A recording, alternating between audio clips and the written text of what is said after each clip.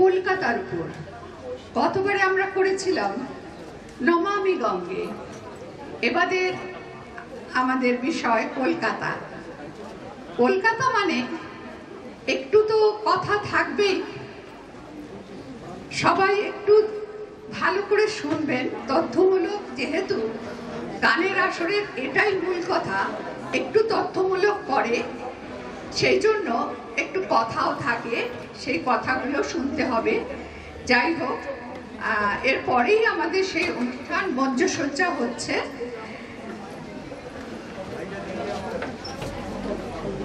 এই পর্বে অংশগ্রহণ করেছে অভিজ্ঞান চট্টোপাধ্যায়, সাথী বন্দ্যোপাধ্যায়, অদিতি রায়চৌধুরী, রানু চট্টোপাধ্যায়, সুতপা দত্ত, রেবতী খাটুয়া, দেবমিতা দাস, কল্যাণ বন্দ্যোপাধ্যায় ও তপন বড়াল ও তুহিনা চট্টোপাধ্যায়। আর নৃত্যে আছে রিমা ব্যানার্জি, ভাষ্যপাঠ মলি সেন, সুদীপ্ত মিত্র। ভিডিওগ্রাফি যেগুলো দেখছেন সেগুলো আমাদেরই একজন, তনুশ্রী মুখার্জি। আমি তাকে একটু আমার পাশে আসতে অনুরোধ করছি, তাকে সবাই চিনুক, এটাই আমার একান্ত অনুরোধ, কারণ ও বড্ড ভালো কাজ করে। আর বাদ্যযন্ত্রের সহযোগিতা করছেন তবলায় শ্রী আশিস পাত্র, কিবোর্ডে অরিন্দম ঘোষ, অক্টোপ্যাডে সুকান্ত বণিক, গিটারে সোমনাথ দেব, আর সাউন্ডে আছে মিস্টার রোহিত, প্রজেক্টরে বাদল দা, লাইটে বিশুদা। আর এখন যে কলকাতার অনুষ্ঠানটা দেখবেন তার বিশেষ ভূমিকায় সুদীপ্ত মিত্র, অভিজ্ঞান চট্টোপাধ্যায় আর অদ্বিতীয়া সেন। বিশেষ কৃতজ্ঞতা জানাই শ্রীমতী পাপিয়া সরকারকে। আর কৃতজ্ঞতা জানাই, অনেক মানুষ, অনেক বড় লিস্ট হয়ে যায়। এই যে আজকে আমরা সুজাতা সদনে অনুষ্ঠান করতে এসছি, এর পেছনে বহু মানুষ আছে। তাদের যদি আমি লিস্ট ধরে বলতে চাই, বিরাট বড় লিস্ট হয়ে যাবে। সেই জন্য যারা যারা সহযোগিতা করেছেন তাদেরকে প্রত্যেককে আমি অভিনন্দন জানাচ্ছি। আর জানাচ্ছি যে পরের যখন অনুষ্ঠান করব তারাও নিশ্চয়ই আমাদের কাছে সহযোগিতার হাত বাড়িয়ে দেবেন। আর আমাদের সামনে বহু মানুষ এসছে, শান্তনা চক্রবর্তী এবং তার বাদল বাবু, ওদের সঙ্গে আমার যেন বড্ড বেশি কি বলবো, একটা যোগাযোগ হয়ে গেছে। আর আছে শ্রেয়া ধর, এদের কথা না বললে হয় না, হঠাৎ করেই ওদের সঙ্গে মানে যোগাযোগ হয়েছে এবং খুব ভালো ক্লোজ রিলেশন হয়ে গেছে। এখন পর্দাটা ফেলা রয়েছে বলে আমি অনেক কথা বলে ফেলছি।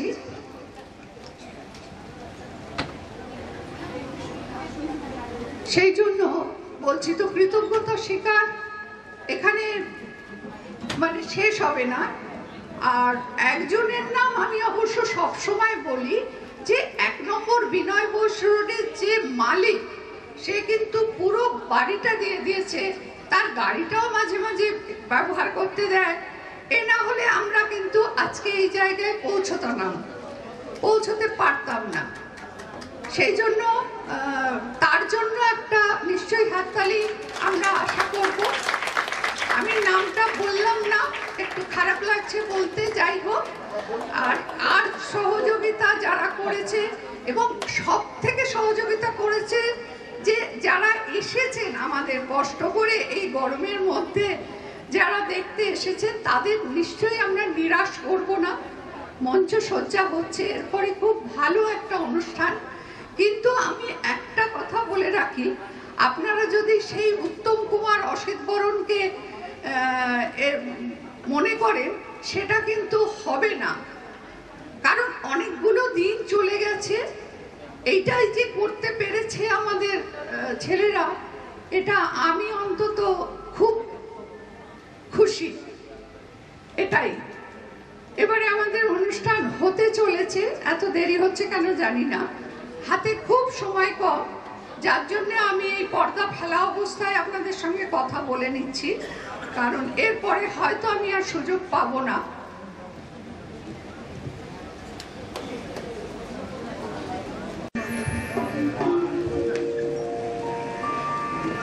কেউ বা করছেন ব্যারিস্টারি, কেউ বা করছেন ম্যাজিস্ট্রারি, এলেমের জোরে কেউ বা করছেন জজগিরি। আর এ বেটা পুজোর বাড়ি পুজোর লোভে নাচতে এসেছে।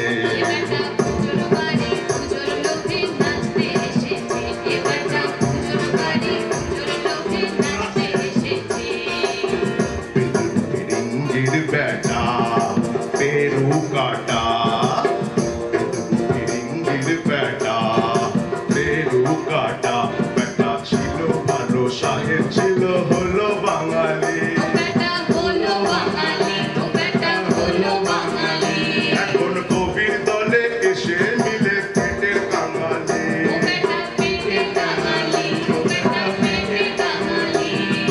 জন্ম যেমন যার কর্ম তেমন তার, জন্ম যেমন যার কর্ম তেমন তার। এ বেটা ফেরে ফেরে নিমক ছেড়ে কবির ব্যবসা ধরেছে, কবির ব্যবসা ধরেছে, কবির ব্যবসা ধরেছে।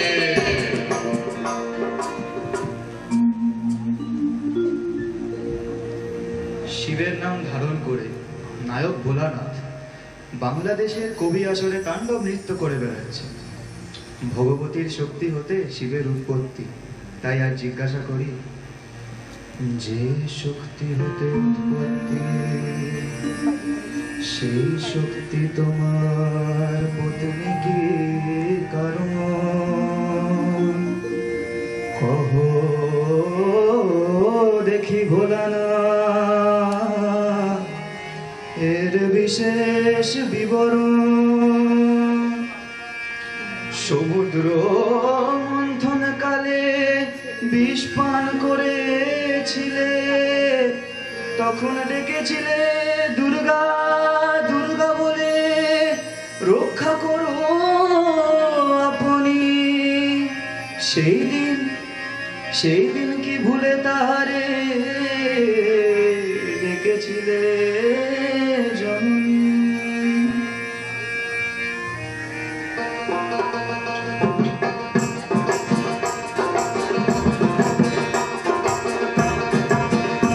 আমি সে ভোলানাথ, আমি সে ভোলানাথ নই রে, সে ভোলানাথ নই, আমি সে ভোলানাথ নই রে, সে ভোলানাথ নই। আমি ময়লা ভোলা ভোর চালা বাগ বাজারে রই, আমি সে ভোলানাথ নই রে, সে ভোলানাথ নই, আমি সে ভোলানাথ নই রে, সে ভোলানাথ নই। চিন্তামণির চরণ চিনতে ভাজনা খোলায় ভাজি কই, সে ভোলানাথ নই রে, সে ভোলানাথ নই, আমি সে ভোলানাথ নই রে, সে ভোলানাথ নই। আমি যদি সে ভোলানাথ হই, আমি যদি সে ভোলানাথ হই, সবাই বুঝে ভোলার চরণ আমার চরণ বুঝে কই। আমি যদি সে ভোলানাথ হই, সবাই বুঝে ভোলার চরণ আমার চরণ বুঝে কই।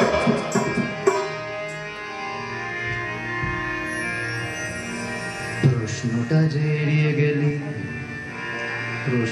যে এড়িয়ে গেলি ওরে ভোলানাথ।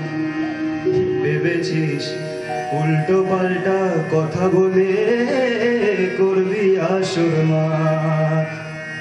শোন রে ভোলা তোরে আমি একটি কথা বলি, নিজের ফাঁদে পড়ে এবার নিজেই রে তুই মলি। জয় জয়া যোগেন্দ্র জয়া, অসীম দয়া তার, সেই চরণে ঠাই নিস তো তবেই হবি পার। ভোলা তবেই হবি পার।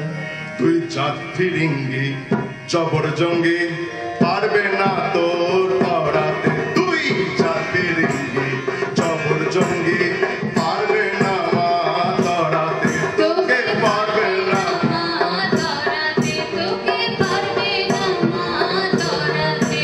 শোন রে ভ্রষ্ট বলি স্পষ্ট তুই রে নষ্ট মহাদুষ্ট। শোন রে ভ্রষ্ট বলি স্পষ্ট তুই রে নষ্ট মহাদুষ্ট। তোর কি ইষ্ট কালী কৃষ্ণ, তোর কি ইষ্ট কালী কৃষ্ণ। আজকে যা তুই যিশু খ্রিস্ট শ্রীরামপুরের গির্জেতে।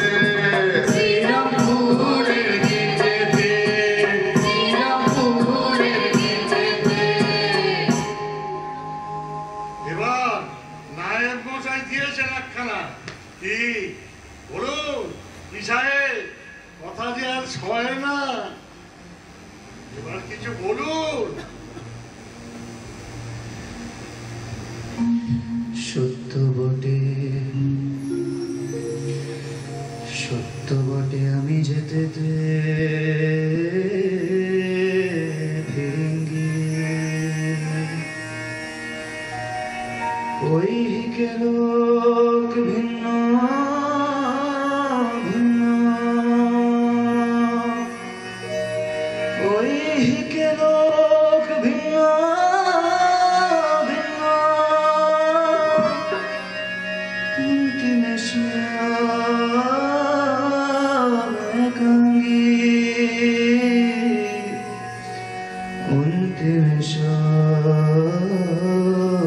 একাঙ্গী। ওইদিকে লোক ভিন্ন ভিন্ন অন্তিমে সব একাঙ্গ।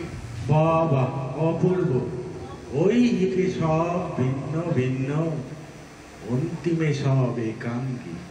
বাহ বাহ, অপূর্ব অপূর্ব। ও সাহেব তাহলে একানন্দ দেখছি, হ্যাঁ? সঙ্গে ওই পঁয়তলও আছে। আচ্ছা নে বাজারে বাজা, ভালো করে বাজা। দিদিনা নাতিনা দিদিনা নাতিনা দিদিনা নাতিনা ধা দিদিনা নাতিনা ধা দিদিনা নাতিনা ধা।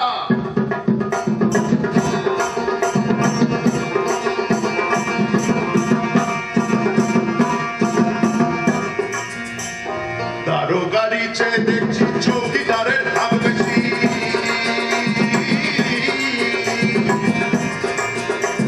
আরে তারো গাড়ি চেয়ে দেখছি চৌকিদারের ভাগ বেশি। আরে সূর্য থেকে বালির তাপতি সেবাই কম বেশি। তারো গাড়ি চেয়ে দেখছি চৌকিদারের ভাগ বেশি। আরে সালাই টানা করতে তত করে যেছে তার পয়ের দল। চলো দাঁড়িয়ে বলে এখানে হাঁটু চল।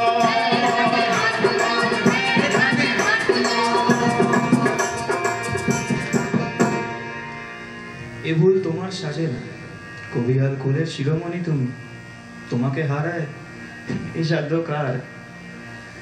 জয় হলো তোমার ভোলা, কার সাধ্য তোমায় হারাতে। জয় হলো তোমার ভোলা, কার সাধ্য তোমায় হারাতে। এবার তুমি থাকো গিয়ে ফুল বাবুদের মারাতে। জয় হলো তোমার ভোলা, স্বয়ং বিদ্যাসাগর মশাই তোমায় ঠাঁই দিয়েছেন মাথাতে। স্বয়ং বিদ্যাসাগর মশাই তোমায় ঠাঁই দিয়েছেন মাথাতে। তোমার মতো কবিকে আর আছে কলকাতাতে? কে আছে কলকাতাতে? আমার জন্য থাকুক নয় শুধুই কাঁটার জ্বালা। আমার জন্য থাকুক নয় শুধুই কাঁটার জ্বালা। সবার মাঝে তোমার গলা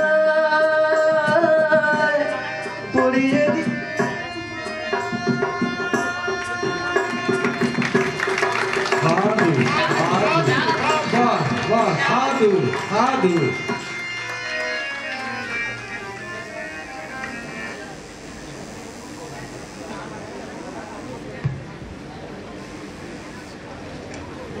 আমাদের দ্বিতীয় পর্বের অনুষ্ঠানে আপনাদের সকলকে আরেকবার স্বাগত জানাচ্ছি। এইমাত্র মঞ্চে যে গানটি পরিবেশিত হলো সেটি আপনাদের সকলেরই খুব পরিচিত। আমরা সে যুগের বাংলা তথা কলকাতার অতি জনপ্রিয় কবির লড়াইয়ের কথা বলতে চেয়েছি। এই কবিয়ালরা ছিলেন কবিদের থেকে কিঞ্চিত আলাদা। তারা বিশেষ গাম্ভীর্যপূর্ণ কোনো কবিতা তৈরি করতেন না।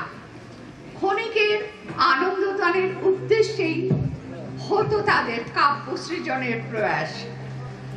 তারা কবিতা লিখতেন না, বিপক্ষে ছোড়া কটাক্ষ বা প্রশ্নের জবাব হিসাবে তাৎক্ষণিক মুখে মুখে রচনা করতেন কয়েকটি পংক্তি। সে যুগে কলকাতায় কবিগান বেশ জনপ্রিয় ছিল। আপনাদের হয়তো মনে হচ্ছে আমি হঠাৎ কবিগানের প্রসঙ্গে বলতে শুরু করলাম কেন। তার কারণ আজ আমরা আমাদের দ্বিতীয় পর্বে অনুষ্ঠানটিকে সাজিয়েছি পুরনো কলকাতাকে নিয়ে। আমরা আপনাদের আজ পুরনো কলকাতার কিছু অজানা গল্প বলবো, আর তার সাথে সাথে শোনাবো কিছু গান। বর্তমান সময়ের মতো পুরাতন কলকাতাও সঙ্গীতের পীঠস্থান ছিল। আসুন আমরা সকলে মিলে সেই সময়কার একটি গানের আস্বাদ গ্রহণ করি।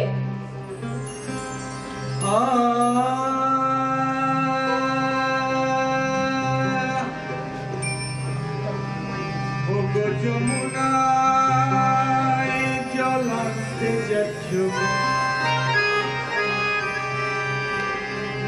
ওগো যমুনায় জল আনতে যাচ্ছ, সঙ্গে নেই তো কেউ, তোমার সঙ্গে নেই তো কেউ, তুমি কাদের কুলের বউ, তুমি কাদের কুলের বউ, কাদের কুলের, তুমি কাদের কুলের বউ। যমুনায় জল আনতে যাচ্ছ, ওগো যমুনা,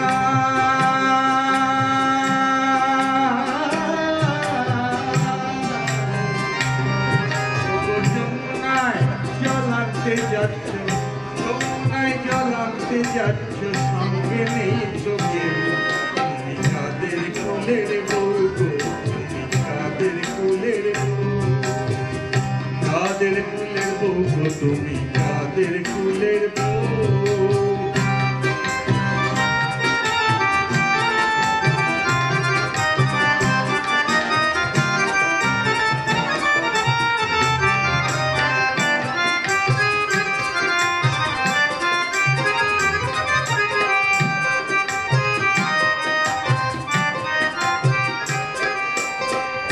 যাচ্ছ তুমি হেসে হেসে, কাঁদতে হবে অবশেষে, যাচ্ছ তুমি হেসে হেসে, কাঁদতে হবে অবশেষে, যাচ্ছ তুমি হেসে হেসে, কাঁদতে হবে অবশেষে, ওগো কলসি তোমার যাবে ভেসে, ওগো কলসি,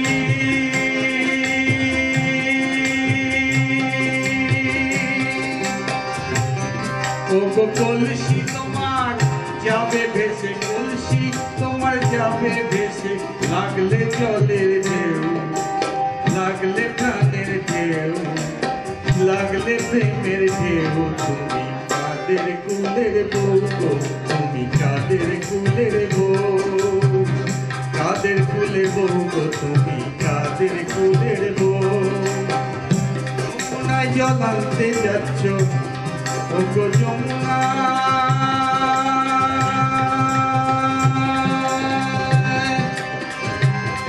ওগো যমুনায় জল আনতে যাচ্ছ, ওগো যমুনায় জল আনতে যাচ্ছ, যমুনায় জল আনতে যাচ্ছ, সঙ্গে নেই তো কেউ তুমি কাদের কুলের বউ কাদের কুলের বউ কাদের কুলের বউ তুমি কাদের কুলের বউ যমুনায় জল আনতে আনতে আনতে আনতে আনতে যাচ্ছ যমুনায় জল আনতে যাচ্ছ সঙ্গে নেই তো কেউ তুমি কাদের কুলের বউ তুমি কাদের কুলের বউ কাদের কুলের বউ তুমি কাদের কুলের বউ কাদের কুলের বউ তুমি কাদের কুলের বউ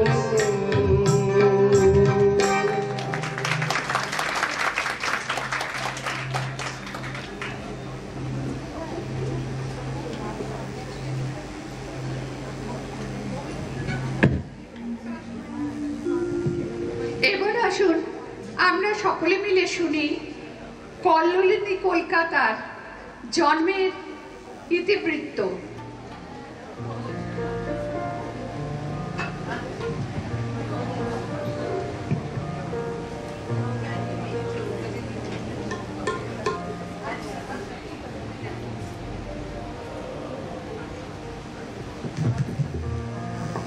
হ্যালো,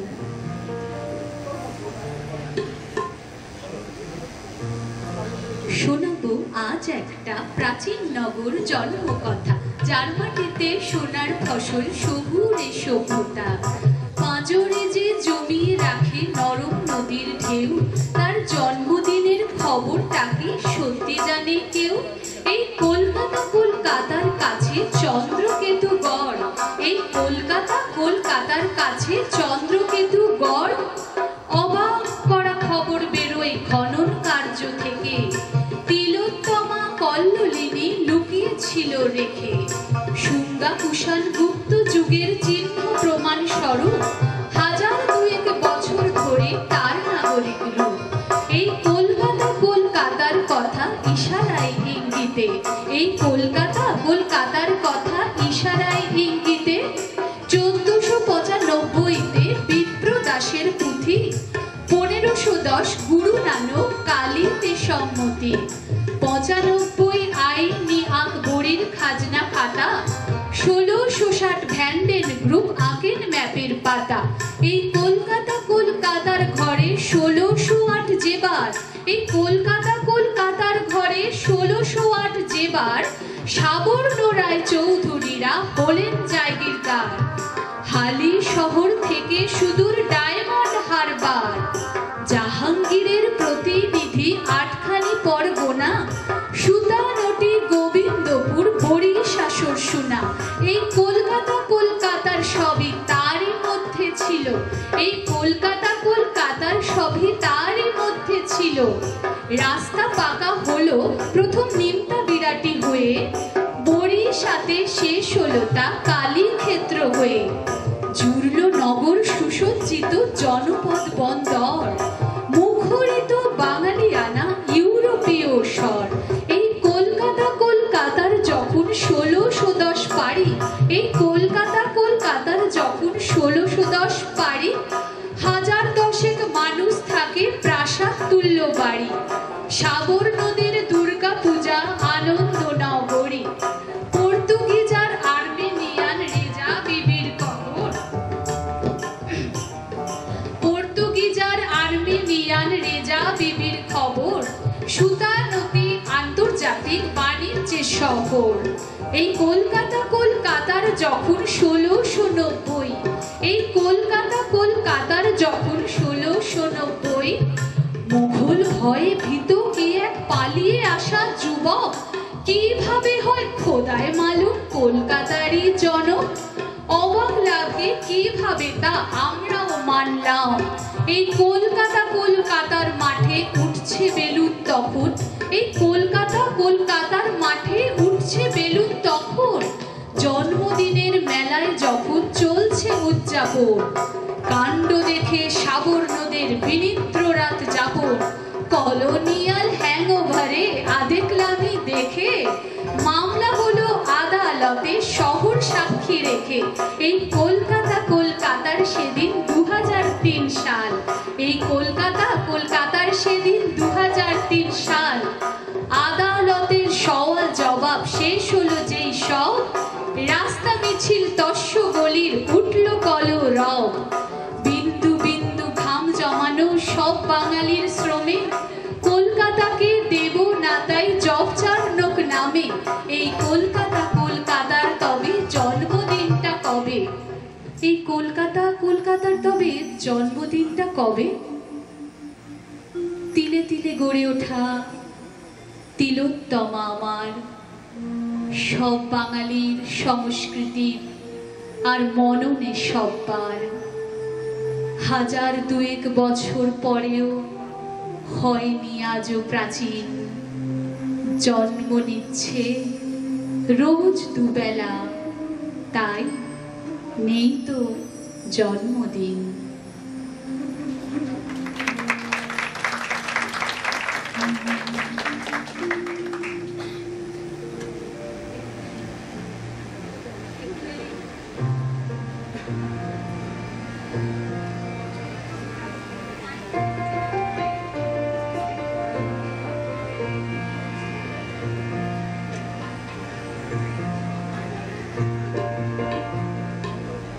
হ্যালো,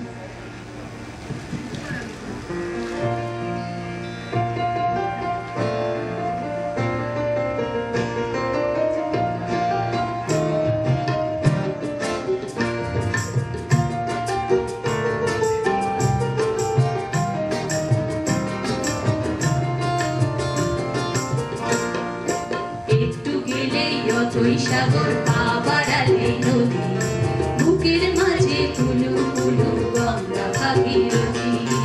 একটু গেলেই অতই সাগর, পা বাড়ালে নদী, বুকের মাঝে কুলু কুলু গঙ্গা ভাগীরথী। এই আমাদের কলকাতা, প্রিয়তম কলকাতা, হাত বাড়ালে বন্ধু বেঁধে প্রেমের ওপরওয়ালা। একটু গেলেই অতই সাগর, পা বাড়ালে নদী, বুকের মাঝে কুলু কুলু গঙ্গা ভাগীরথী।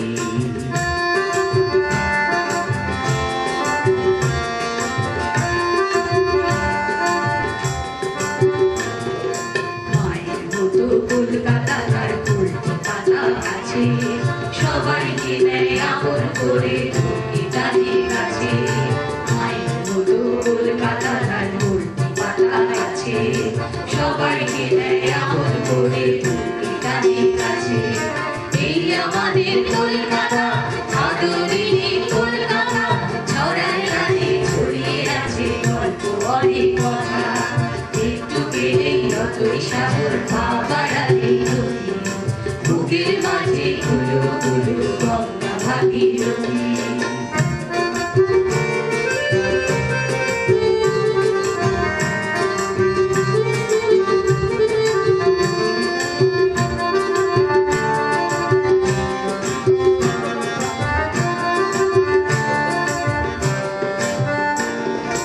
আকাশ যেন যামিনী রায়, বাতাস রবি ঠাকুর, আকাশ যেন যামিনী রায়, বাতাস রবি ঠাকুর। সেই বাতাসে ভাসে আবার বইনি বিনা সুর। নজরুলের এই কলকাতা, নেতাজির এই কলকাতা, কিশোর কবি সুকান্তের এই ছন্দে সুরে গাথা। একটু গেলেই অতই সাগর, পা বাড়ালে নদী, বুকের মাঝে কুলু কুলু গঙ্গা ভাগীরথী।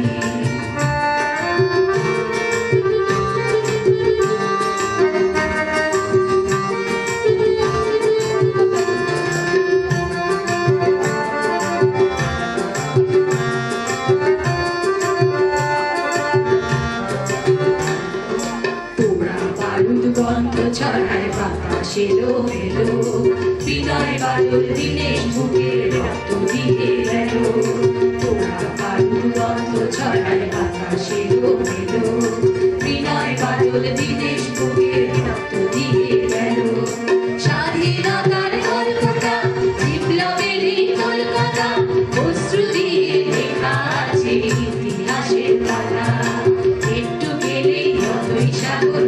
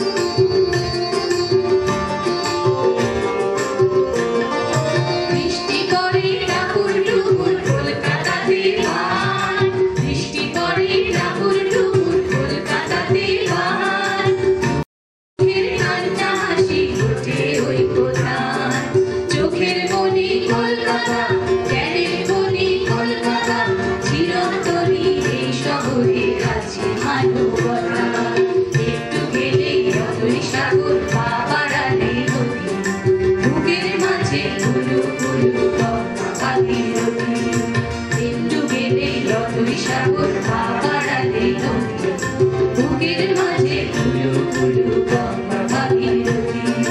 এই আমাদের কলকাতা, প্রিয়তমা কলকাতা, আজ বাড়ালে বন্ধু মেলে প্রেমের পকোড়া। একটু গেলে যতই সাগর, পা বাড়ালে নদী, বুকের মাঝে হলো হলো গঙ্গা ভাগীরথী। বুকের মাঝে হলো হলো গঙ্গা ভাগীরথী। বুকের মাঝে হলো হলো গঙ্গা ভাগীরথী। আপনারা কি জানেন, অনেকে এমনটাও মনে করে থাকেন যে কলকাতার নাম এসেছে কালীঘাটের কালী থেকেই, অথচ ঠিক কিভাবে এবং কে কালীঘাট মন্দির স্থাপন করেছিলেন সেসব নিয়ে ইতিহাস আজও নিরুত্তর রয়ে গেছে। 51টি সতীপীঠের অন্যতম গুরুত্বপূর্ণ এই সতীপীঠ ঠিক কতটা পুরনো সেই সম্পর্কেই আমি এখন আপনাদের সামনে কিছু গুরুত্বপূর্ণ তথ্য তুলে ধরব। প্রাণকৃষ্ণ দত্ত প্রায় 100 বছর আগে কলকাতার ইতিহাস নথিবদ্ধ করেছিলেন তার লেখা কলকাতার ইতিবৃত্ত নামক গ্রন্থে। তার থেকে আমরা কালীঘাটের কালী মন্দির সৃষ্টি সংক্রান্ত দুটি মত আপনাদের সামনে তুলে ধরছি। দক্ষযজ্ঞে সতী তার প্রাণ ত্যাগ করলে মহাদেব তার ত্রিশূলের উপরে তার দেহ স্থাপন করে শোকে উন্মত্তের মতো সেই দেহকে ঘোরাতে ঘোরাতে সমস্ত পৃথিবী ঘুরছিলেন। তখন বিষ্ণু সুদর্শন চক্র দ্বারা ঘোড়া সেই দেহকে 51টি অংশে, আবার কোন কোন মতে 108 অংশে ছেদন করেন। যে যে স্থানে সতীর দেহের অংশ পড়ে সেই সেই স্থানকে মহাপীঠ বলা হয়। মহাদেব প্রত্যেক পীঠস্থানে উপস্থিত থেকে সেই পীঠরক্ষক হন। ঠিক তেমন করেই কলকাতার গঙ্গা তীরে সতীর ডান পায়ের কনিষ্ঠ আঙুল পড়ায় এখানে কালী মূর্তি ও নকুলেশ্বর নামে মহাদেব আবির্ভূত হন। কালীঘাট সম্বন্ধে এই হলো মূল কথা। তবে কালীর প্রকাশ সম্বন্ধে অনেকগুলি কিংবদন্তি প্রচলিত আছে। যেমন পোস্তার দক্ষিণের যে স্থানকে পুরনো পোস্তা বলা হয়, আগে সেই স্থানে কালী মন্দির ছিল। কোন সময় মন্দির ভেঙে পড়ায় সেই তীর্থ লুপ্ত হয়। বহুকাল পরে একদল কাপালিক সন্ন্যাসী গঙ্গাসাগরে যাবার পথে মন্দিরের ভগ্নস্তূপ থেকে ত্রিকোণাকৃতি একটি কালো রঙের ফলক উদ্ধার করে। সেটিকেই তারা কালীঘাটের কালী বলে সাদরে গ্রহণ করে গভীর জঙ্গলে নিয়ে চলে যান। এখন যেখানে কালীঘাট, তখন সেখানে ভীষণ জঙ্গল ছিল, আর সেইখানে খড়কুটো দিয়ে কুটির নির্মাণ করে তারা সেই ফলকটির পুজো শুরু করেন। কালে কালে এই কালী মূর্তির কথা লোক সমাজে প্রকাশ হয়ে পড়ে। আবার আরেকটি মত অনুযায়ী ভবানী নামে এক শাখা বিক্রেতা শাখা বিক্রি করার জন্য গঙ্গা তীর দিয়ে যাচ্ছিলেন। এক সধবা ব্রাহ্মণী তার কাছে শাখা পড়তে চাইলেন। ব্রাহ্মণ বর্তমান কালীকুণ্ডের তীরে তাকে শাখা পড়িয়ে করি চাইলেন। তখন স্নান করে আসি বলে স্ত্রীলোকটি কুণ্ডে ডুব দিলেন। স্ত্রীলোকটি জলে ডুবে গেছে ভেবে যেই ব্রাহ্মণ তাড়াতাড়ি সেই কুণ্ডের মধ্যে নামতে যাবেন, এমন সময় সেই জলের মধ্যে থেকে সেই ব্রাহ্মণী হাত তুলে তাকে আশীর্বাদ করেন। সেই সময় আকাশ থেকেও দৈববাণী হয়, আমি কালী, তুমি এই হ্রদের তীরেই আমার পুজো করো। তোমার গৃহে অমুক স্থানে একটি কৌটোয় আমি আছি, গৃহে গিয়ে দর্শন করো। ব্রাহ্মণ তাড়াতাড়ি গৃহে সেই অতীত স্থানে একটি কৌটো পেলেন। খোলা মাত্র যেন শত সূর্যের জ্যোতি বেরোতে লাগলো। ব্রাহ্মণ চমকে উঠলেন, পরক্ষণেই দেখলেন সেটি একটি পায়ের আঙুল মাত্র। তখন তিনি মাথায় করে সেই কুণ্ডের তীরে এসে সেখানে এক মুখমণ্ডল পেলেন। তারপর তিনি তা স্থাপন করে পুজো প্রবর্তন করলেন। এর থেকেই কালীঘাটের প্রকাশ। আমি জানি মা দিন দয়াময়ী,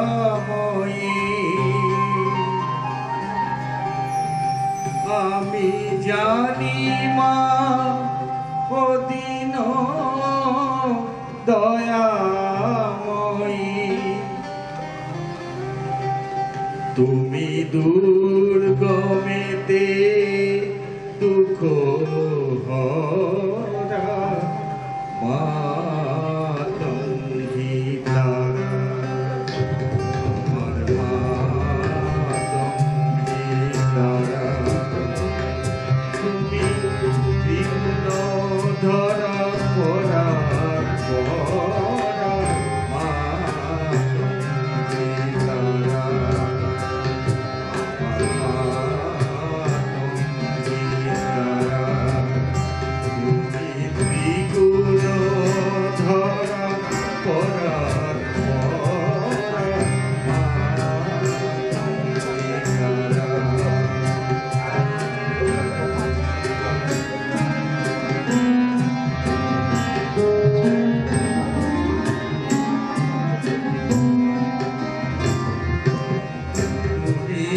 জলে তুমি স্থলে তুমি আতলে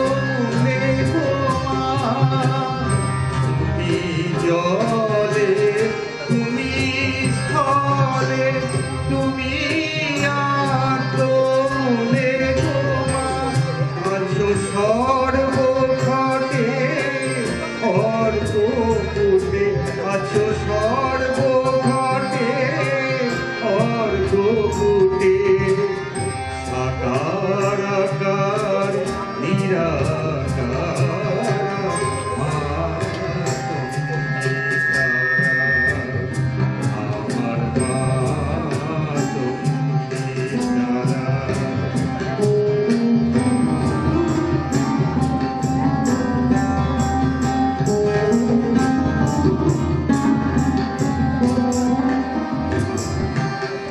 তুমি সন্ধ্যা তুমি গায়ত্রী তুমি জগদ্ধাত্রী গো মা তুমি সন্ধ্যা তুমি গায়ত্রী তুমি জগদ্ধাত্রী গো মা অকুলের প্রাণপতি অকুলের প্রাণপতি সদা শিবের মনোহরা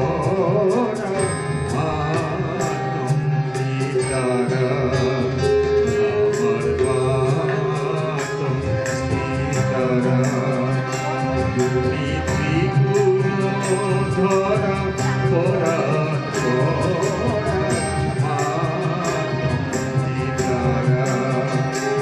আমি জানি মা দিন দয়াময় আমি জানি মা দিন দয়াময় তুমি দুর্গমেতে দুঃখ ভরা মাতঙ্গী তারা আমার মাতঙ্গী তারা আমার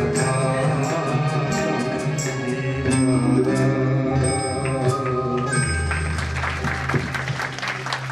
এবার আসুন আপনাদের পুরনো কলকাতার বাবুদের সম্পর্কে কিছু গল্প বলি।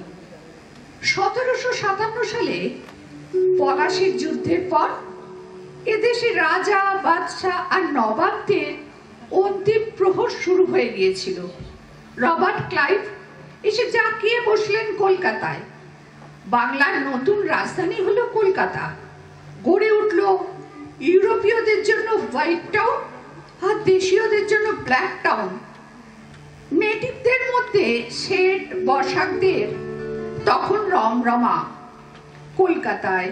ঠিক সেই সময় কলকাতার জন্ম নেয় একদম নতুন গোষ্ঠী, কলকাতার বাবু, যাদের হাতে ছিল প্রচুর টাকা, সেই অর্থে ছিল না কোনো দায়ভার। তাই দুই হাতে বিড়ালের বিয়ে হোক, বাইজির নাচ, পায়রা ওড়ানো, ঘুড়ি ওড়ানো, বুলবুলির লড়াই, আকড়া সাজানো, সবকিছুতেই অঢেল পয়সা ওড়াতেন এই বাবুরা। কলকাতায় এই বাবুদের হাত ধরে ব্ল্যাক টাউনে হাজার বিশৃঙ্খলা থাকা সত্ত্বেও জ্বলে উঠেছিল হাজার ঝাড়বাতির আলো। গড়ে ওঠে প্রাসাদ, অন্দরমহল, বৈঠকখানা, খাজাঞ্চিখানা আর বাইজির নাচ, এই বাবুরা ছিলেন তৎকালীন কলকাতার অহংকার। কলকাতার সাথে বাবু কালচারের আত্মিকতা বোঝাতে চালু হয়েছিল ছড়া, ধন্য হে কলকাতা, ধন্য হে তুমি, যত কিছু নতুনের তুমি জন্মভূমি, দিশি চাল ছেড়ে দিয়ে বিলাতের চাল, নকলে বাঙালি বাবু হলো যে কাঙাল, রাতারাতি বড়লোক হইবার তরে, ঘর ছেড়ে কলকাতায় গিয়ে বাস করে। বাবুদের লক্ষণ ছিল দুই ধরনের, একটি হলো শাস্ত্রীয়, অপরটি হলো লৌকিক। লৌকিক লক্ষণের মধ্যে অগ্রগণ্য ছিল বাবুদের চেহারা, উজ্জ্বল শ্যামবর্ণ বা ঘোর কৃষ্ণবর্ণ হলেও অসুবিধা নাই, কিন্তু জরুরি হলো চেহারাখানা যেন চটকদার হওয়া চাই। সেই চকচকে দেহে মেয়েদের ঠিক ঠিকানা থাকলে হবে না। প্রকৃত বাবুর উদরের সঙ্গে পদযুগলের অথবা দৈর্ঘ্যের সঙ্গে প্রস্থের পুরোপুরি অসামঞ্জস্য থাকতে হবে। তার বাক্য বা পোশাক এমন হতে হবে যাতে খুব সহজেই তাকে বাঙালিদের মধ্যে থেকে বেছে নেওয়া যায়।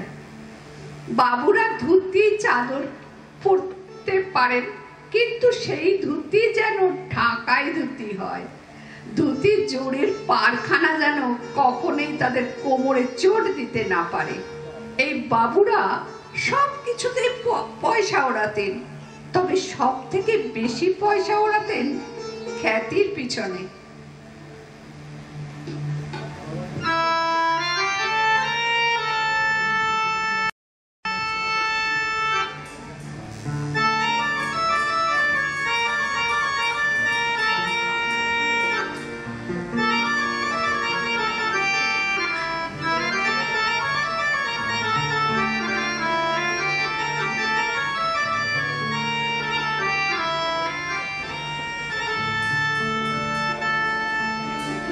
लब पर आए गीत सुहाए, माने ना जीरा लाख बहाने। लब पर आए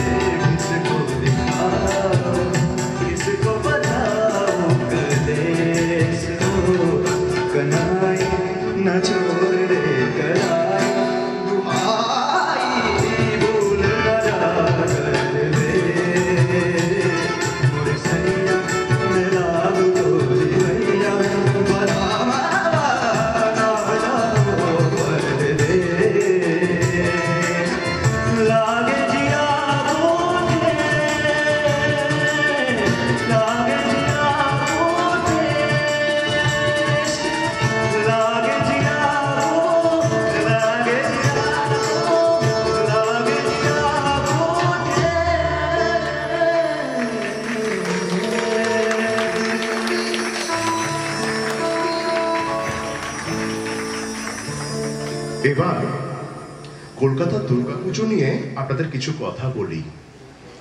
ইংরেজরা তো বাংলা বিজয় করে ফেললো 1757 সালে। এই উপলক্ষে একটা বড়সড় উৎসব না করলেই নয়। রবার্ট ক্লাইভ এই বিজয় উৎসর্গ করতে চাইলেন ঈশ্বরকে, কিন্তু তা নিয়ে একটু গন্ডগোল বাঁধল। কলকাতায় একটিও গির্জা পাওয়া গেল না। বিপত্তারণ হয়ে এগিয়ে এলেন রাজা নবকৃষ্ণ দেব। তিনি পরামর্শ দিলেন এই জয় দেবী দুর্গাকে উৎসর্গ করতে। সেই মতো রাজা নবকৃষ্ণ দেবের সুতানটি শোভাবাজারের বাড়িতে দুর্গাপুজোর আয়োজন হলো। সেইখানেই ক্লাইভ নিজেদের বিজয় উৎসব করতে ইংরেজদের নিয়ে সমবেত হয়েছিলেন। এই পুজোয় সাধারণ মানুষের প্রবেশাধিকার ছিল না, রীতিমতো টিকিট কেটে প্রবেশাধিকার অর্জন করতে হতো। এই পুজো ক্রমশ ইংরেজদের কাছে আকর্ষণীয় হয়ে উঠতে লাগলো। তবে এই পুজো তখন পুরোপুরিভাবে ইংরেজদের খুশি করার জন্যই করা হতো। ইংরেজ ভক্তি শুধু শোভাবাজার রাজবাড়িতেই সীমাবদ্ধ ছিল তা কিন্তু নয়। ধীরে ধীরে কলকাতার দুর্গাপুজোর প্রচলন বাড়তে থাকে। তবে এই কথা ভাবার কোনো কারণ নেই যে এদেশে ইংরেজরা আসার আগে দুর্গাপুজো হতো না, এমন নয়। তবে বিদেশিরা আসার পর দুর্গাপুজোর জাঁকজমক অনেক বাড়তে থাকে। সেই পুজো সাধারণ মানুষের গণ্ডি পেরিয়ে অনেক বেশি কলকাতার বাবুদের, ওই ইউরোপীয়দের আনন্দদামের মাধ্যম হয়ে ওঠে।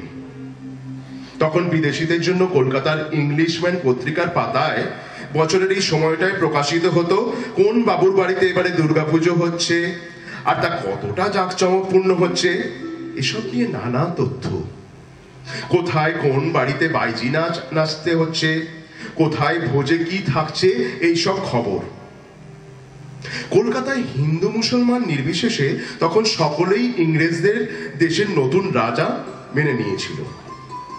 তাই তাদের খুশি করতে অনেক মুসলিম ও অন্যান্য ধর্মের মানুষও এই পুজোতে সামিল হয়ে দেবী ও ইংরেজ দুজনকেই সেলাম করত।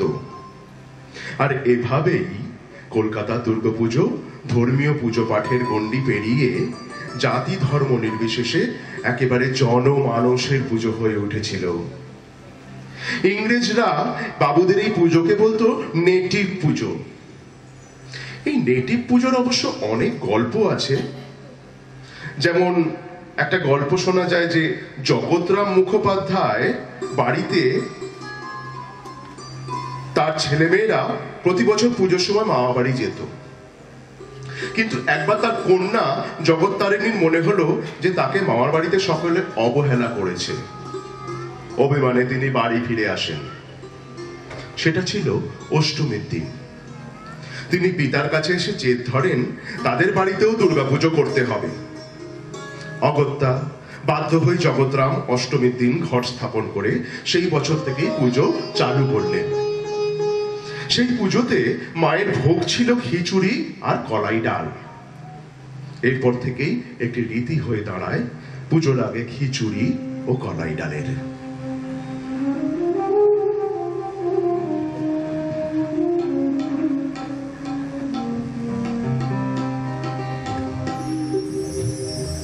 তবু চরণ ধোয়াবে শারদ শিশিরে, শেফালি অর্ঘ্য দেবে। তবু চরণ ধোয়াবে শারদ শিশিরে, শেফালি অর্ঘ্য দেবে। শ্যামলা ধরণী আসন বিছাবে, শ্যামলা ধরণী আসন বিছাবে। তুমি মা আসিবে যবে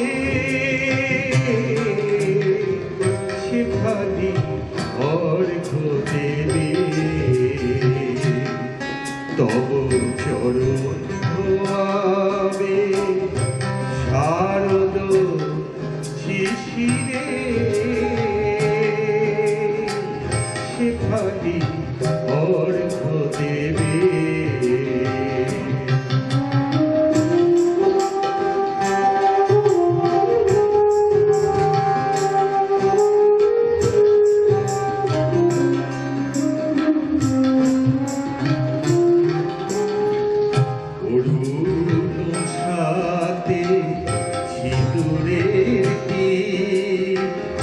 পড়াবে মা তোর ভালে চাঁদি মারতি করে যাবে মা গো সুনীল গগন তলে অরুণ সাথে সিঁদুরের টিপ পড়াবে মা তোর ভালে চাঁদি মারতি করে যাবে মা গো সুনীল গগন তলে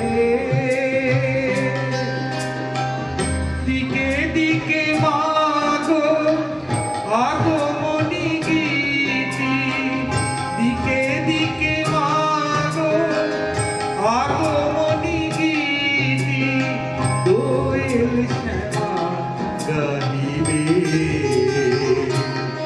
তব চরণ ধোয়াবে শারদ শিশিরে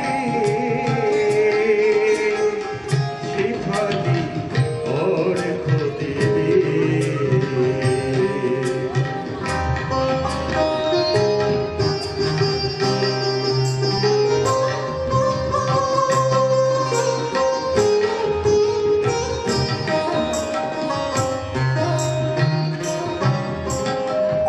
আশা পথখানি ছেয়ে গেছে মাগো শরত শুভ্র কাশের ফুলে তারা নবীনানন্দে নৃত্যের ছন্দে শিহরিয়া ওঠে তুলে তুলে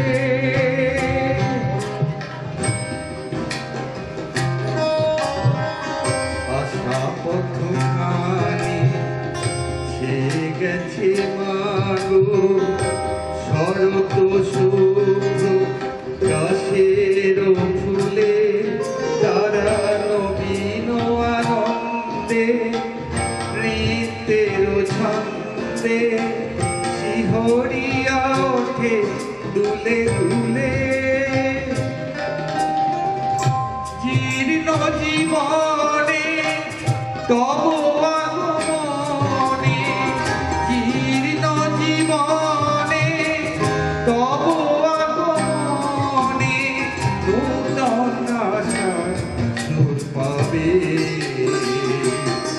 তব চরণ ধোয়াবে শারদ শিশিরে সেখানে অর্ঘ দেবে শ্যামলা ধরণী আসন বিছাবে শ্যামলা ধরণী আসন বিছাবে তুমি আসিবে যাবে সেখানে অর্ঘ দেবে তব চরণ ধোয়াবে শারদ শিশিরে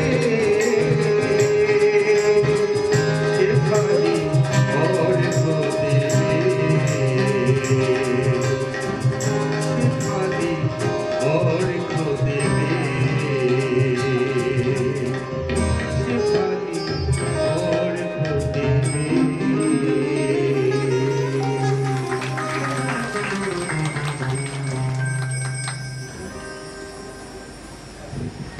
হ্যালো, এবার একটু অন্য গল্পে আসা যাক। কলকাতায় এমন অনেক জায়গা আছে যার নামের সাথে বর্তমান অবস্থার কোনো মিল পাওয়া যায় না। এই নিয়ে আমাদের মনে নানা প্রশ্ন জাগে, যেমন ধরুন বউবাজার, নিমতলা, কলুটোলা, ফ্যান্সি লেন, এইরকম আরো কত কি। আচ্ছা, বউবাজারে কি সত্যি বউ পাওয়া যায়? শোনা যায় কলকাতার বাসিন্দা বিশ্বনাথ মতিলাল শীল তার পুত্রবধূকে উপহার হিসেবে একটি গোটা বাজার কিনে দিয়েছিলেন। সেই থেকেই নাম হয় বউবাজার। বর্তমানে এই রাস্তার নাম বিপিন বিহারী গাঙ্গুলি স্ট্রিট রাখা হলেও এই অঞ্চল আজও বউবাজার নামে পরিচিত। এবার আমি আসি নিমতলার কথায়, যেখানে কি সত্যি নিম গাছ রয়েছে? নিম গাছ রয়েছে ঠিকই, কিন্তু গল্পটা একটু অন্য। 1690 সালের 24শে অগস্ট 4 নকের জাহাজের ক্যাপ্টেন সুতানুটির কাছে একটি প্রকাণ্ড নিম গাছের কাছে জাহাজের নোঙর করেন। এখন যেখানে আনন্দময়ী কালীবাড়ি আছে তার সামান্য উত্তরে নিম গাছটা ছিল। 1860 সালে আগুনে পুড়ে ছাই হয়ে যায় গাছটি, কিন্তু নিমতলা নামটি মনে হয় সেই থেকেই রয়ে গেছে। এবার উইলিয়াম সাহেবের কথায় আসি। ফোর্ট উইলিয়াম দুর্গের দক্ষিণ দিকে সাহেবরা একটা ওয়্যারহাউস তৈরি করেন। তার পাশ দিয়ে একটা রাস্তা সোজা গঙ্গা পর্যন্ত চলে গিয়েছিল। সেই রাস্তাটাকে বলা হতো ফোর্ট ঘাট স্ট্রিট বা কেল্লাঘাট রোড। সেই থেকে কেল্লাঘাট থেকে অপভ্রংশ হয়ে হয়েছে কয়লাঘাট রোড, যার সাথে কয়লার কোনো সম্পর্ক নেই। এবার আরো কিছু জায়গার নামের কথায় আসি। কলকাতায় তখন টাকা হাওয়ায় উঠছে। টাকা রোজগারের জন্য মানুষ ভিড় করতে লাগলো কলকাতায়। হু হু করে বসতি বাড়তে লাগলো। এক এক জায়গায় পেশা ভিত্তিতে হতে লাগলো জায়গার নাম। তাঁতিরা থাকলে তাঁতিপাড়া, আহিরি মানে গয়লা। তারা যেখানে থাকতো সেটা আহিরি টোলা। তেলের খনির কাজ যারা করতো তারা যেখানে থাকতো তা হলো কলুটোলা। এরকম কত পাড়া, কত টোলা কলকাতার আনাচে কানাচে রয়েছে, তা বলাই বাহুল্য। এইরকম ভাবে সিটি অফ জয় এর আনাচে কানাচে কান পাতলেই শোনা যায় নানা রকমের গল্প। এই হলো আমার আপনার প্রাণের শহর কলকাতা। হায়রে কলকাতা কেবল ফুলে ভরা, হায়রে কলকাতা কেবল ফুলে ভরা।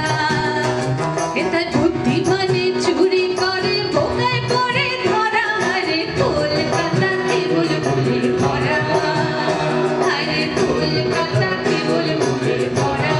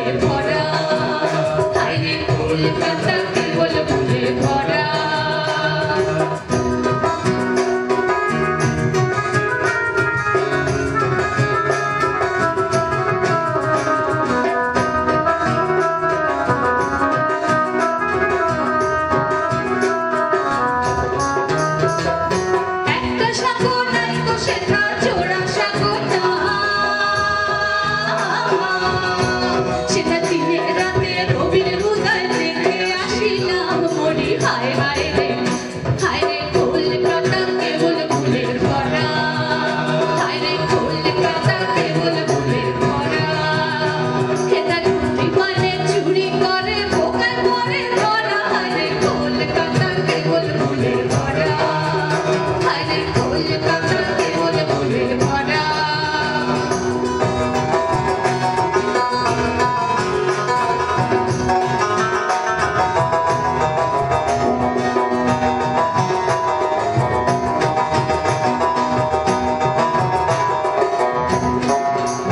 ভাবলাম বাবু বাজারে গেলে বুঝি মাগে খাবে ধরে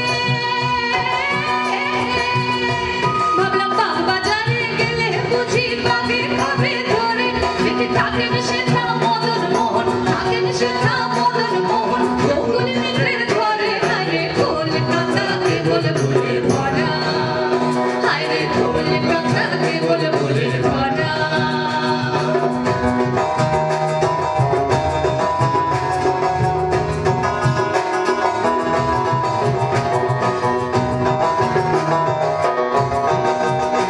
আমার ধর্মতলায় ধর্মনায় ধার্মিকেরাই থাকে আমার ধর্মতলায় ধর্মনায় ধার্মিকেরাই থাকে দেখি চাঁদনিতে এক টাকার জিনিস চাঁদনিতে এক টাকার জিনিস 3 টাকা দর থাকে হায়রে কলকাতা কেবল ফুলে ভরা হায়রে কলকাতা কেবল ফুলে ভরা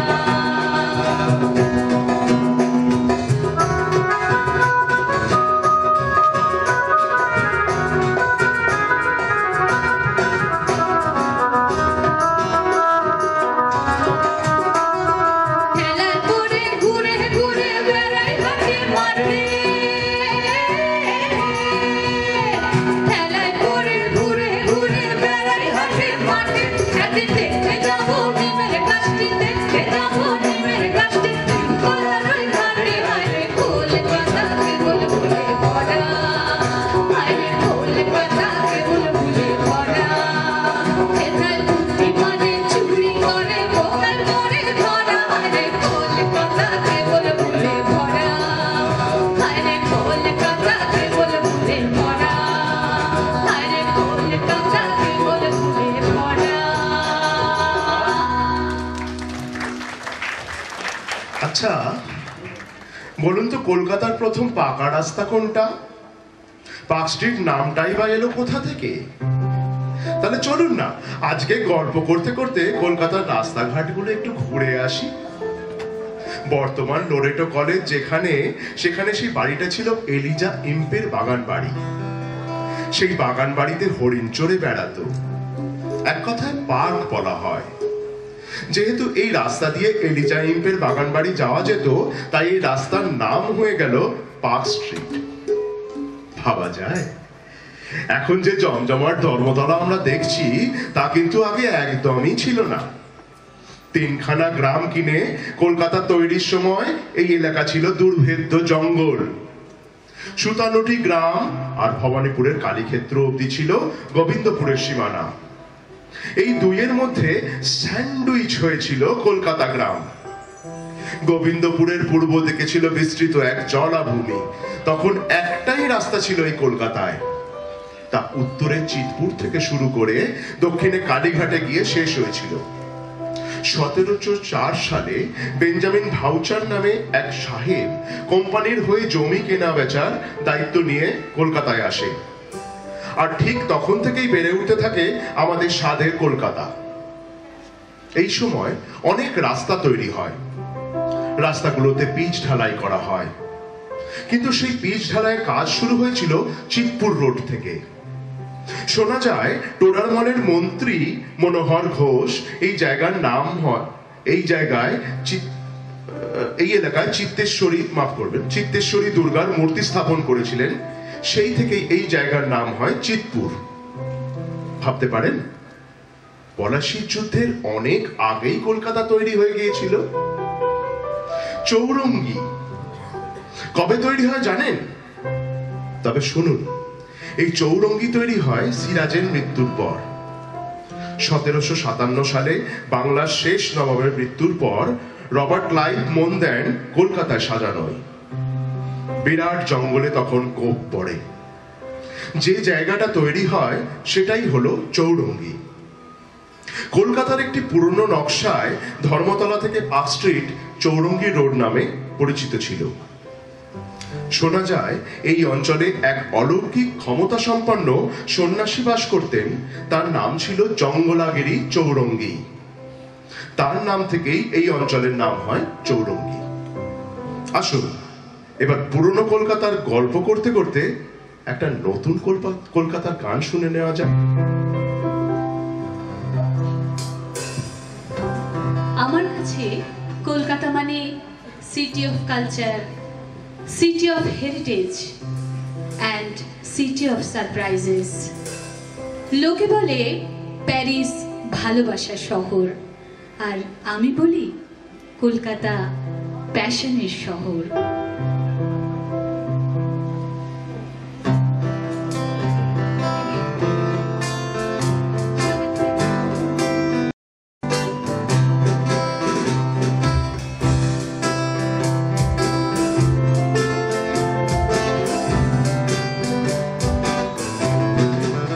জোরে জোরে যেন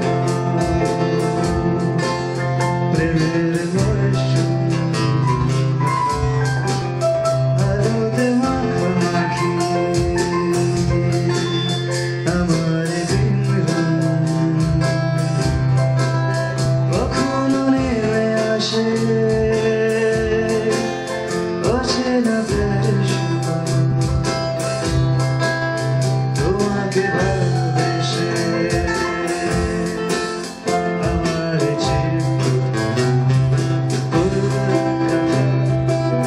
তুমিও এটা দেখো কলকাতা, তুমিও ভেবে দেখো কলকাতা, তুমিও এটা দেখো কলকাতা, তুমিও ভেবে দেখো যাবে কি না যাবে আমার সাথে।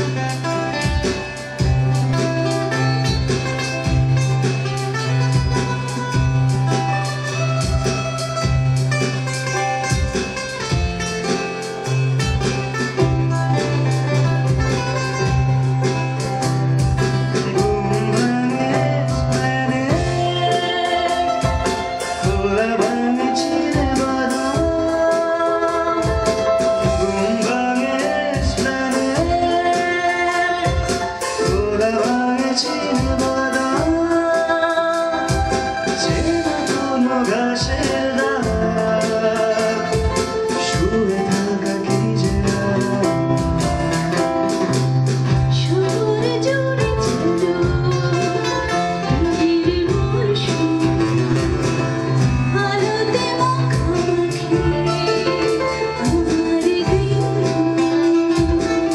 কখনো নেমে আসে অচেনা বেসুর, তোমাকে ভালোবেসে আমার জীবন। তুমিও ভেবে দেখো কলকাতা, তুমিও ভেবে দেখো কলকাতা, তুমিও ভেবে দেখো কলকাতা, তুমিও ভেবে দেখো যাবে কি না যাবে আমার সাথে।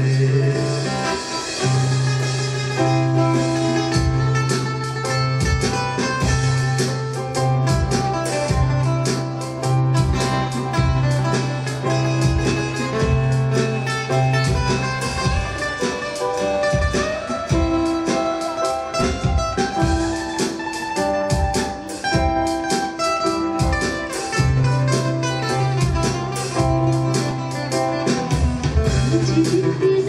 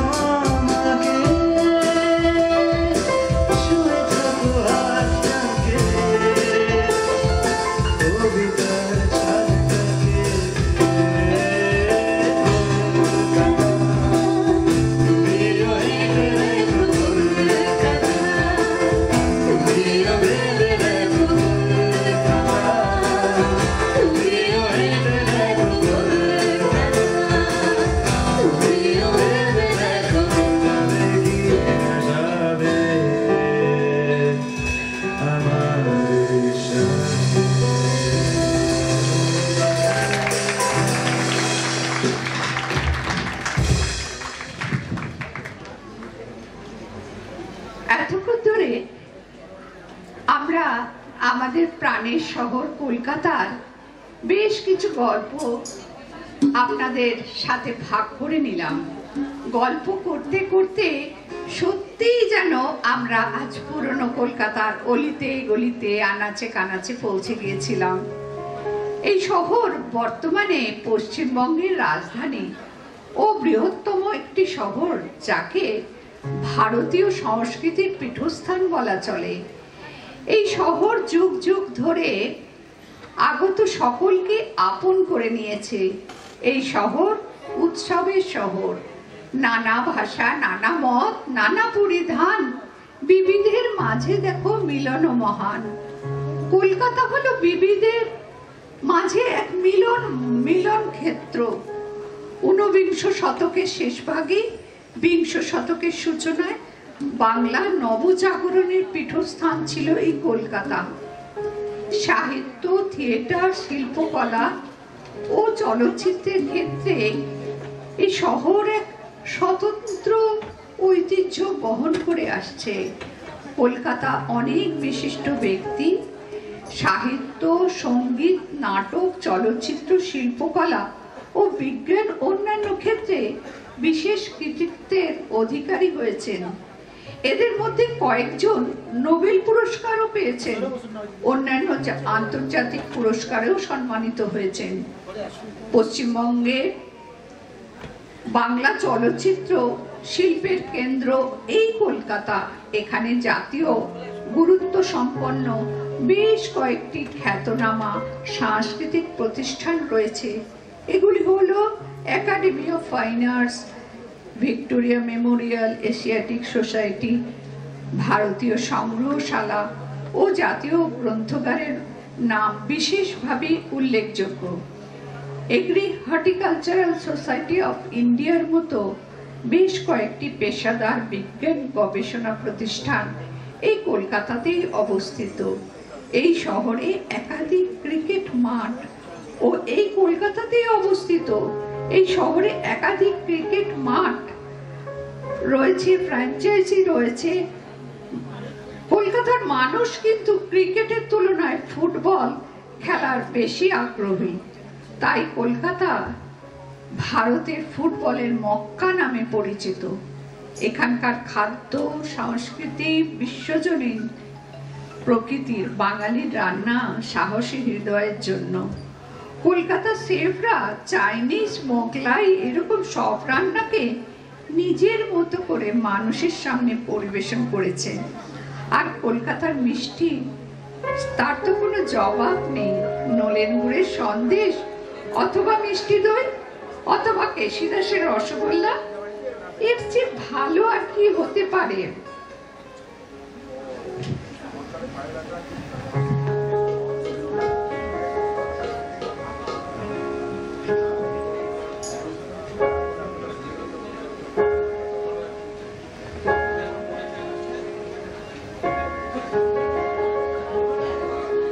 দিন গেছে, রাত গেছে, সবকিছু পাল্টেছে, কলকাতা বদলেছে অনেক ভাবে। দিন গেছে, রাত গেছে, সবকিছু পাল্টেছে, কলকাতা বদলেছে অনেক ভাবে। শুধু সনাতনী একটাই এখনো ভাবে, শুধু সনাতনী একটাই এখনো ভাবে। সে আমাদের ঘরের মাঠ, এই যে মোদের ঘরের মাঠ। সে আমাদের ঘরের মাঠ, এই যে মোদের ঘরের মাঠ, ঘরের মাঠ।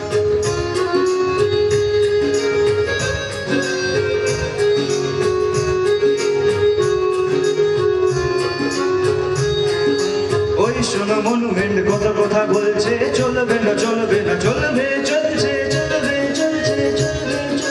কান ফাটা বক্তৃতা, শাসনের দক্ষতা, নামটা বদলে শুধু সাজিয়েছি একই সেই বাক্যের হাট, একই সেই বাক্যের হাট। সে আমাদের ঘরের মাঠ, এই যে মোদের ঘরের মাঠ, ঘরের মাঠ।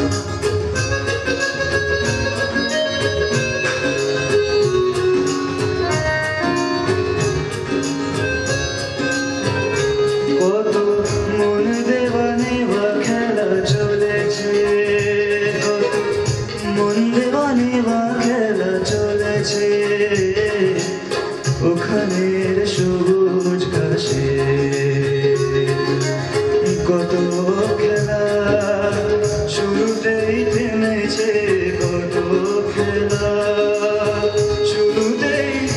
চলেছে বুক ভাঙা দীর্ঘ শ্বাসে। ওইখানে হকি পোলো ক্রিকেটের পাল্লা হাডুডুডু কুস্তিতে চলে কত হল্লা। তবু এই ময়দানে ফুটবলই প্রাণ আনে মোহন বাগান আর ইস্ট বেঙ্গল। এই দুটি বীর সম্রাট, এই দুটি বীর সম্রাট, আমাদের ঘরের মাঠ, এই যে মোদের ঘরের মাঠ, ঘরের মাঠ।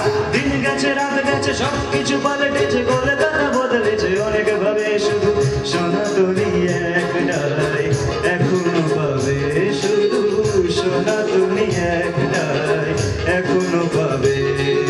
সে আমাদের ঘরের মাঠ, এই যে মোদের ঘরের মাঠ, সে আমাদের ঘরের মাঠ, এই যে মোদের ঘরের মাঠ, ঘরের মাঠ।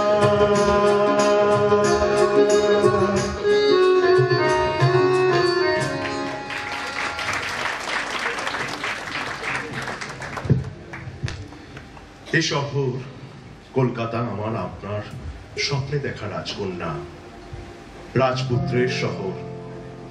এ শহর ঠাকুর শ্রীমা স্বামীজির পদধূলি ধন্য শহর। এ শহর বৈপ্লবিক কর্মকাণ্ডের শহর। বড় অদ্ভুত এই শহর, আমার আপনার হাসি কান্নার শহর, নেশা ভালোবাসার শহর। এই শহরের কাছে আমাদের প্রাপ্তি অপ্রাপ্তি, সুখ দুঃখ, হারানো আর ফিরে পাবার হয়তো কোনো হিসেব নেই। এ এক অদ্ভুত শহর। কফি হাউসের নস্টালজিক ধোঁয়া, রঙা ঘর থেকে বরিস্তার ঝাঁ চকচকে এসি কমফর্ট, ট্রামের স্লথ লাইনের ঘ্যাঁচ ঘ্যাঁচ থেকে মেট্রোর দ্রুততর পরিষেবা, কলেজ স্ট্রিটের রাস্তার ধারের ধুলোমাখা শরৎ সুনীল জীবনানন্দ থেকে ক্রসওয়ার্ডের ঠান্ডা ঘরের চেতন ভগত, সোনাগাছির দস্য বস্তির গলি থেকে 5 স্টারের উত্তাপহীন কামরায় আত্মবলিদান। এ শহর প্রতিদিন দেখে চলেছে, বয়ে চলেছে বুকে নিয়ে তাদের গল্প, আমাদের গল্প। এ শহর খুব ব্যস্ত, অথচ তার মধ্যেও কোথাও একটা যেন তরঙ্গ কিছু আছে এ শহরের আনাচে কানাচে, যার ফলে একে না ভালোবেসে থাকা যায় না।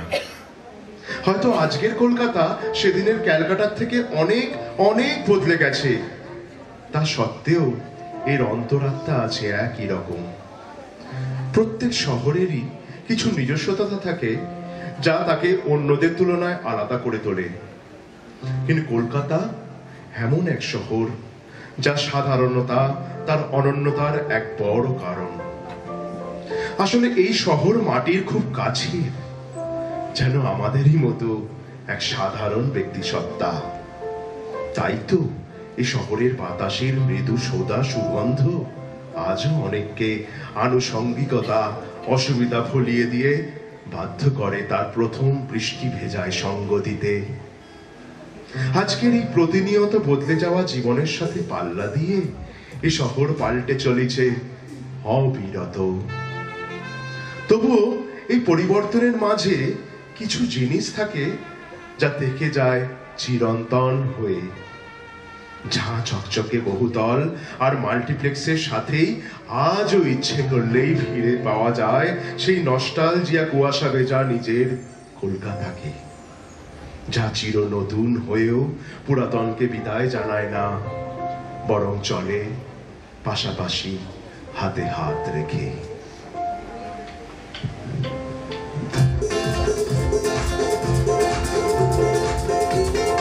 দর্শককে অনুরোধ করব একটু ওর সঙ্গে গলা মেলাতে। আমি জানি এখানে অনেক ভালো ভালো গানের লোক আছে, একটু যদি এর সঙ্গে গলা মেলান তাহলে খুব ভালো শুনতে লাগবে।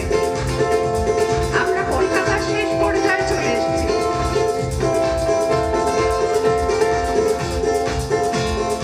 আহা তুমি সুন্দরী কত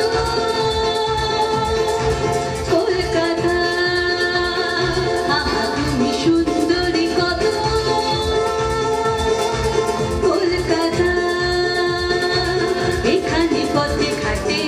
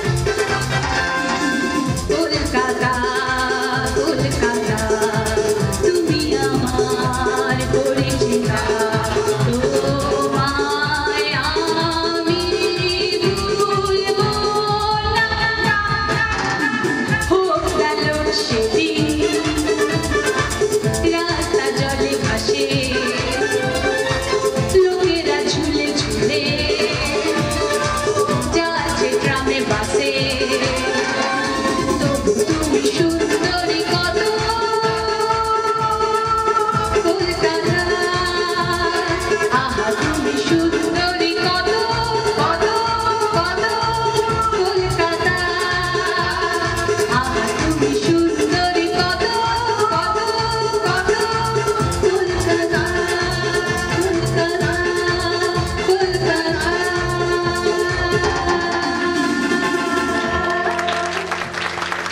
ধন্যবাদ